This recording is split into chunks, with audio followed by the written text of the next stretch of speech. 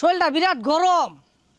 কি কয়াম, কেউ আসলে লেভেলেই নাই, বাড়ি গুলায় না। জার্মান বাইশ টাকা বাইতে একটু ঘুরে আইগা। বাইশটা বেড়া খেলতে আইছে না, তুই একটা মধু জাদু আছে বাইশ টাকা ঠেঙ্গ।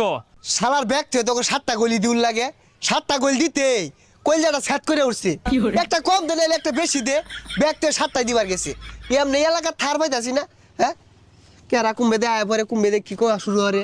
এই 7টা গোল জার্মানি দিল না, মনে হইতাছে আমরা দিলাম। আর এই 7টা গোল কুরাসাও খাইছে না, মনে হইতাছে ব্রাজিলে খাইলো।